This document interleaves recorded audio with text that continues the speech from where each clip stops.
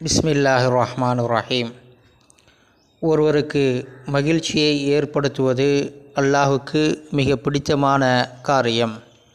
ஒருவர் நம்மிடம் வந்து ஒரு காரியத்தை, தன்னுடைய ஒரு நல்ல செயலை சொல்கிறார் என்றால், மகிழ்ச்சியை வெளிப்படுத்தினார் என்றால், அந்த மகிழ்ச்சியை மேலும் அதிகப்படுத்துகிற வகையில் நம்முடைய வாழ்த்துக்கள், வார்த்தைகள் இருக்க வேண்டும்.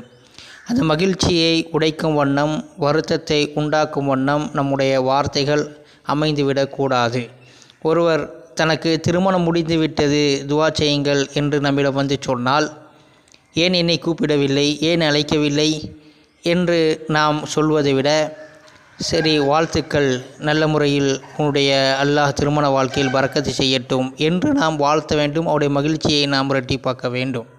அதன் அடிப்படையில் அல்லாஹு தாலா இந்த பின்வரக்கூடிய 4 காரியங்களை விரும்புவதாக நபி ஸல்லல்லாஹு அலைஹி வஸல்லம் அவர்கள் கூறினார்கள். முதலாவது, சுரூருன் துதுஹிலுஹு அலா முஸ்லிமின், நீ ஒரு முஸ்லீமுடைய உள்ளத்திலே மகிழ்ச்சியை ஏற்படுத்துவது.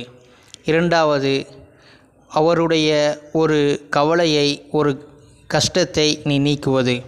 மூன்றாவது, அவருடைய ஏதேனும் ஒரு கடனை நீ தீர்த்து வைப்பது. நான்காவது, அவருடைய பசியை நீ போக்குவது. இது அல்லாஹுக்கு மிக பிடிக்கும் என்பதாக நபி ஸல்லல்லாஹு அலைஹி வஸல்லம் அவர்கள் கூறினார்கள். ஆகவே